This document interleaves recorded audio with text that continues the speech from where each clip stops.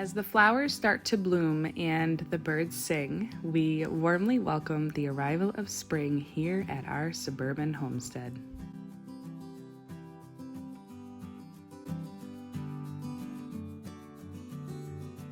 We are very excited to welcome spring here in Massachusetts, and while that still means cooler temps and lots of rain, I see signs of spring all around me. Everything starts to come to life again, like budding trees and longer daylight hours, the kids playing outside for hours on end, flowers starting to emerge from the ground, and one of my favorite things, spending time in the garden. Every year I do attempt a spring garden, but I'm never really successful because I don't start my seeds early enough. I do throw a bunch of seeds in the ground and hope for the best, but sometimes things pop up where I let them go to seed the year prior, like lettuce, herbs, and flowers. But the beauty of gardening is that you can read all the books that you want, but you start to develop your own way of gardening year after year. You don't have to follow every rule that you read. You really don't need to follow any rules at all, and you don't even need to start your own seeds.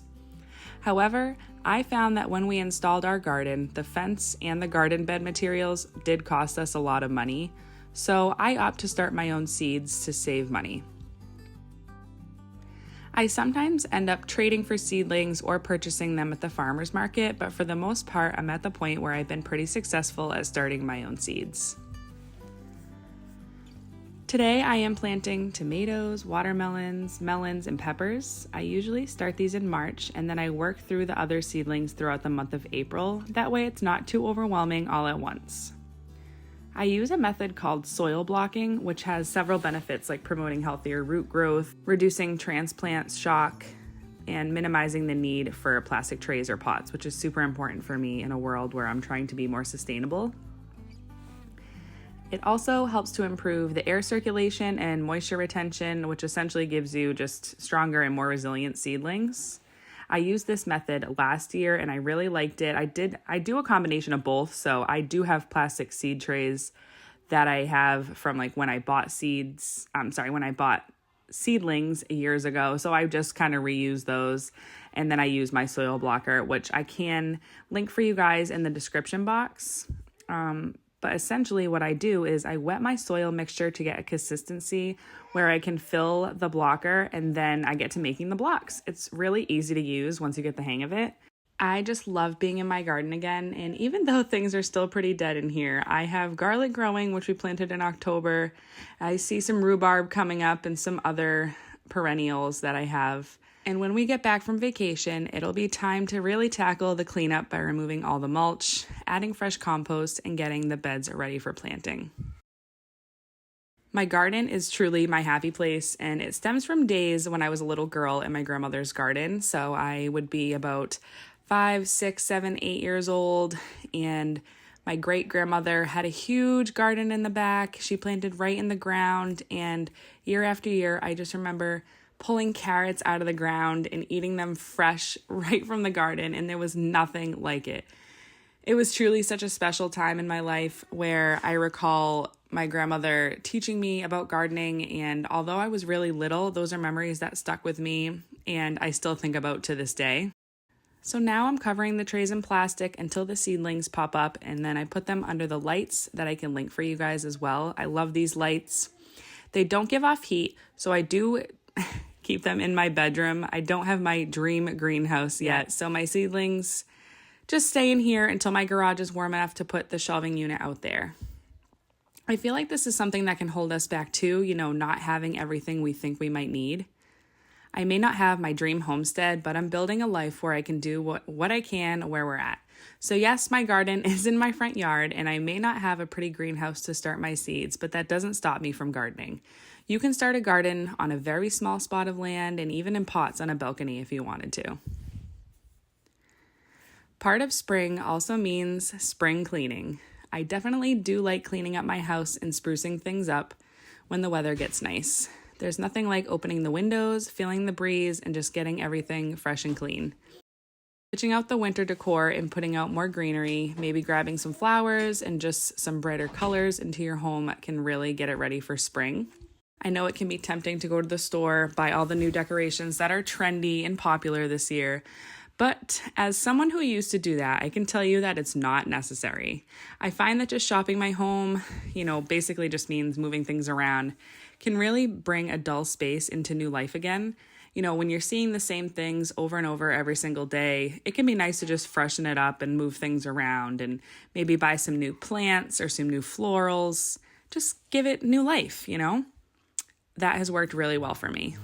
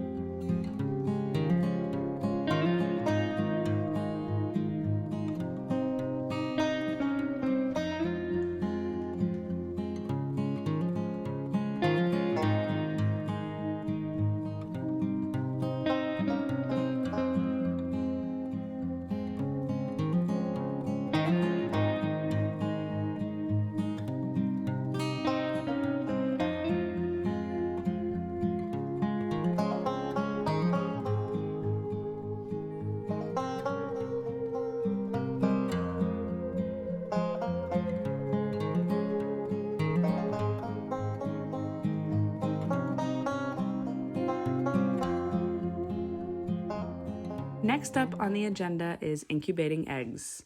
This will be our first year doing this in an incubator.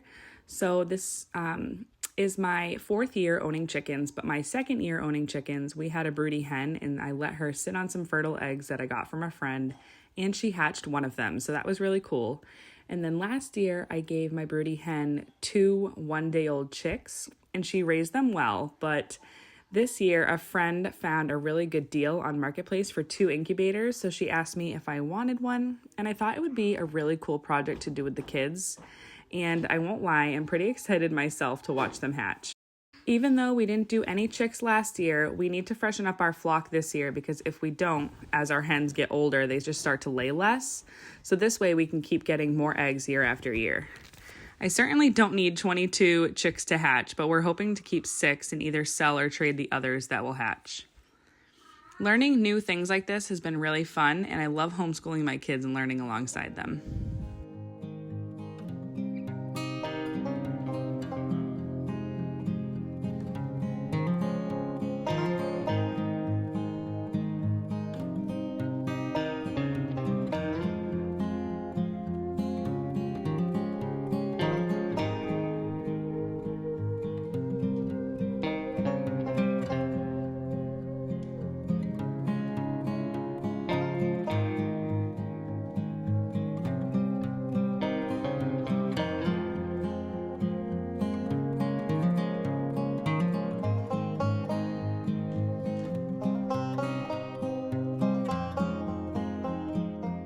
I have not cleaned these curtains in years, so it was definitely time to remove them and give them a good wash. I also don't have a pretty laundry room, which would also be on my list of things that I would adore, but for now we just make do with what we've got. So my laundry is in my basement and it cleans clothes. So what else can I ask for?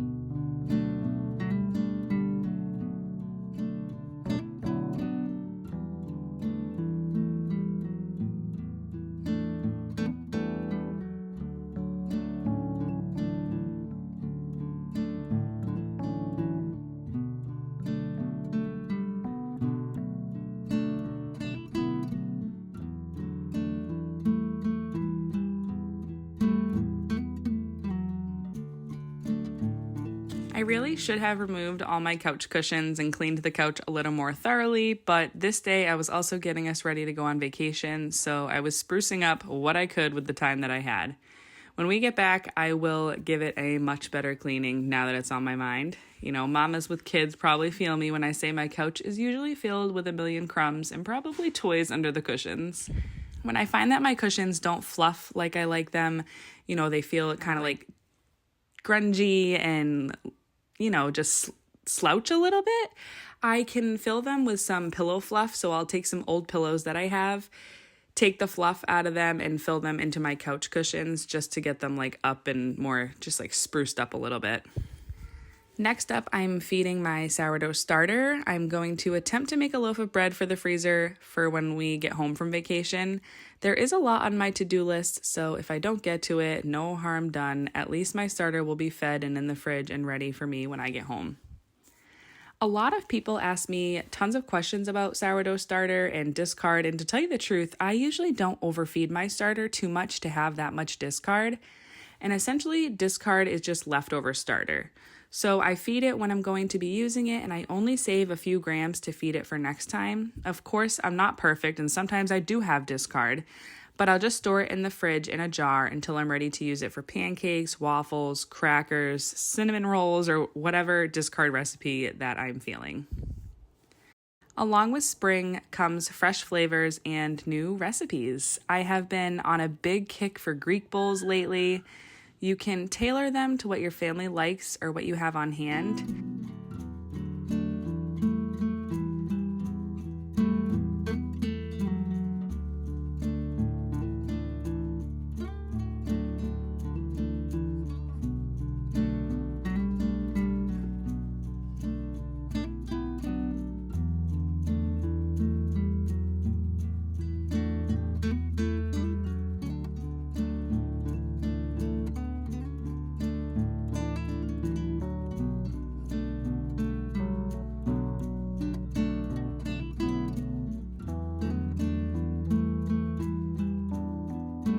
Along with spring comes fresh flavors and new recipes. I have been on a big kick for Greek bowls lately. You can tailor them to what your family likes or what you have on hand. You just start with a base of rice and lettuce, and you can add whatever toppings and protein that you like. They are meal prep friendly and really easy. Essentially, just think kind of like Chipotle, but in a Greek version. So I made some last week that was Greek marinated chicken, and it was so delicious. But today I am using meatballs. I used a pound of pork, 1 egg, some breadcrumbs. I just had leftover sourdough breadcrumbs, but you could use a little bit of flour if you didn't have any breadcrumbs. Some salt, garlic powder, onion powder, oregano, coriander, and cumin. I did add a little bit of lemon juice for a fresher flavor as well. Then I just fried them in a little bit of lard for about 7 minutes on both sides.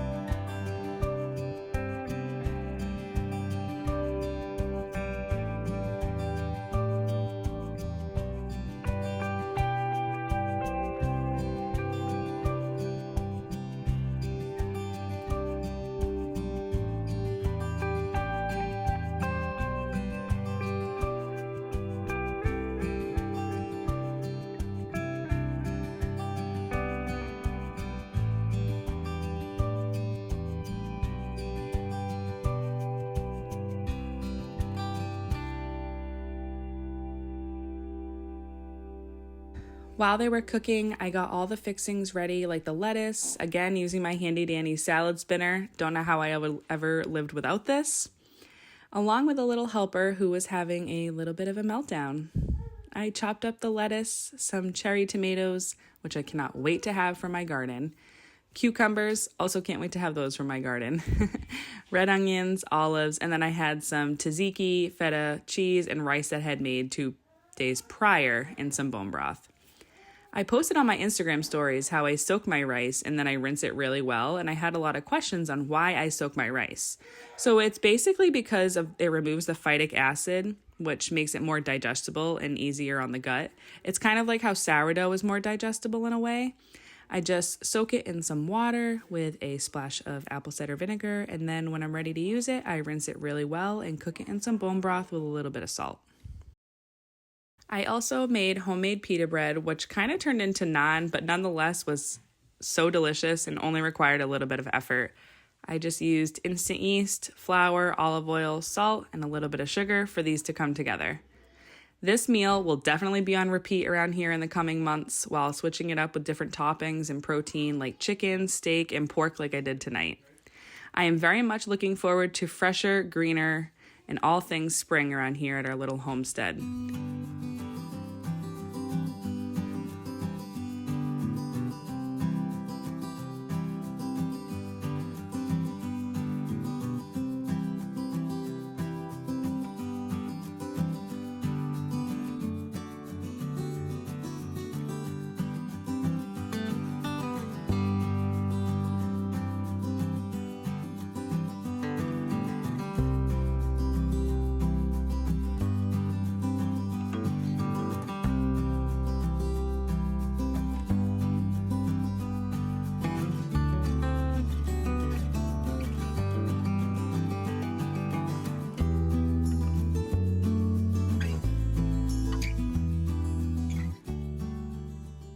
I can't wait to use fresh things from the garden, go to the farmers markets, just all things spring. Super, super exciting. Thanks for stopping by today, and make sure to like and subscribe to our channel. I put out 1 new video every week, and you can also check out my blog at sarahjeanmelito.com for more recipes and homesteading inspiration. Take care.